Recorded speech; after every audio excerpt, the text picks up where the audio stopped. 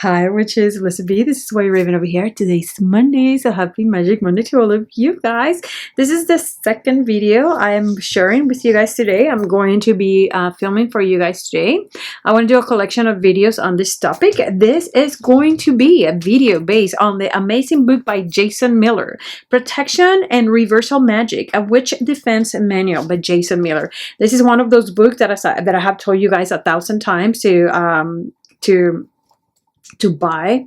Sorry, I can't get this focus on the screen.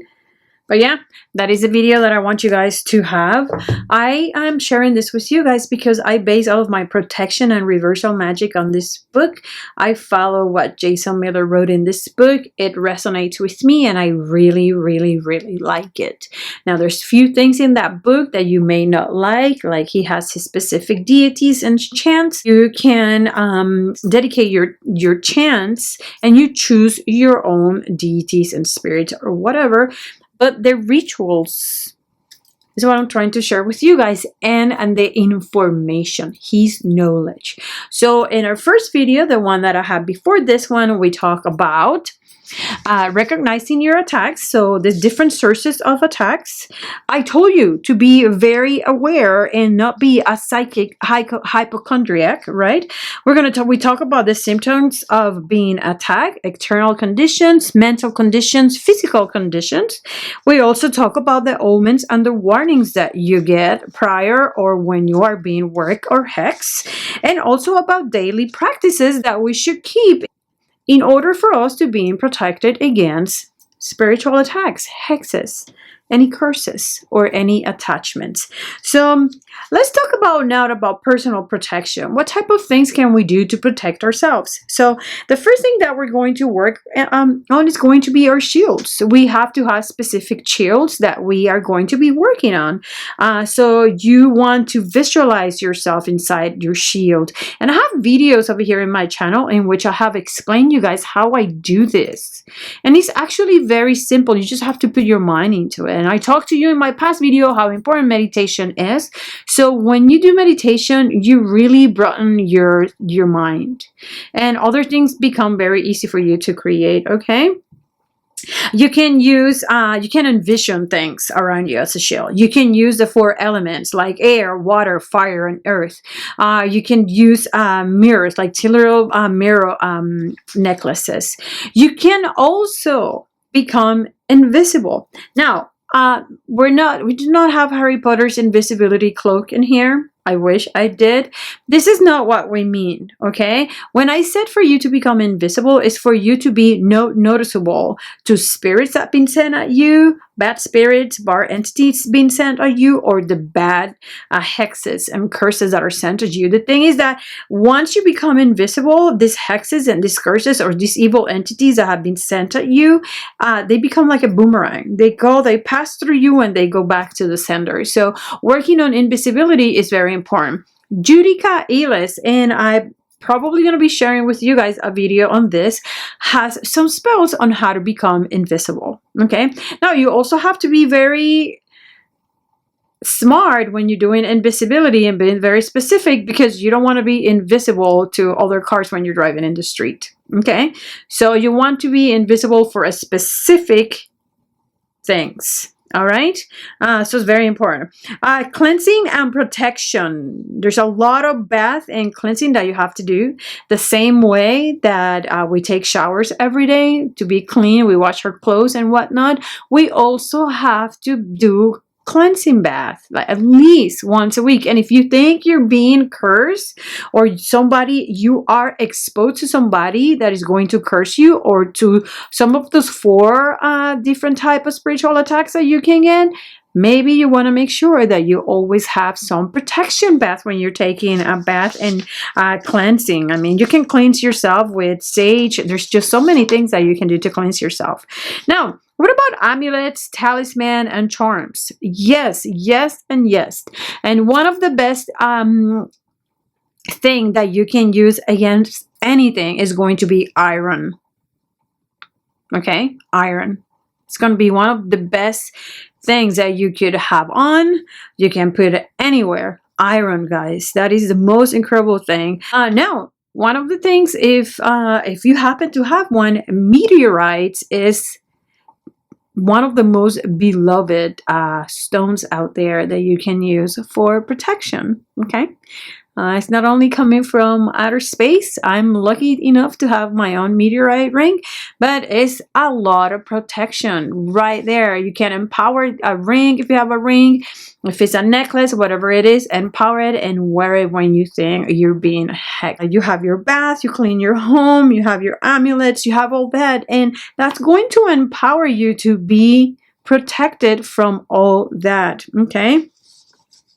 I remember that I also have a video over here. I may link all these videos to this video, but in which I share with you about different type of herbs and liquids, waters that we can use to stay protected against evil entities. Okay, I'm going to probably link that video to this video so you guys can also watch it. Okay, so you can also have an equal. Crosses are very powerful, believe it or not, charms. The Caravaca cross, which is that cross that has like two arms, two lines and one arm down. So instead of being a 4-arm cross, it's a 6-arm cross. It's called Cruz de Caravaca. You can do that. The Hamsa hand, the eye, the blue glass eye, the Turkish eye, that is something that you can use and you can have it. There's something that is called Palat Kick. I'm going to put a picture of all this in here. The Triskele, Mano Cornuto, and Silver Dime. Okay. You can use all that stuff. In additional to, I don't know, you probably have some kind of like folk in your own tradition. I mean, use the things that you need to use. This is not necessarily the only ones that you use. If you have more than you can use, just go ahead and use them. These are additionals and they're more complex. These are going to be like the Sator Square, the Abracadabra spell, and some seals like Seals of Solomon. There's just so many seals, and you know, sigils. You can make your own. You can end your own seals. Now, protection from home. So we talk about your personal protections. Let's talk now about protection from home. All right. So the first thing that you're going to do are floor wash. Again, the same way you clean your house because it's dirty, or the same way you maintain your house clean. Let's just put it that way. You want to also maintain your house free of negativity and bad spirits. So this is something that you need to do again. So you're going to do some floor wash. You're going to have some incense burning. Guys, I have shared with you guys a lot of incense recipes on White Raven and Witches Lair, my page in Facebook. Okay, I suggest for you, and you don't even have to make the incense, just buy the incense. Just keep good smells around your house. I think the white sage, if you don't want to put white sage, you don't want to light up white sage at home because you live in an apartment and it makes too much smoke and creates too much, maybe your alarms to go off, or people that live with you hate the smell or whatnot. Listen, the incense from white sage smells so different and so good. There's a lot of powders and dusts that you can use in order to protect your home.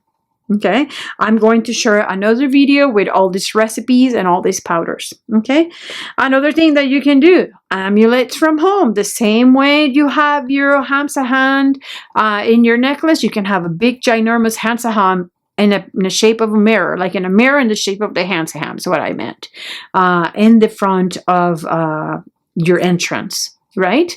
You can also have the Turkish eye also. Let me see. Mirrors. Oh, gargoyles, guys. You must have your gargoyles at home. Gargoyles are extremely popular because they scare away bad spirits. Okay. Bells. Bells is a magnificent way for you to scare away bad spirits.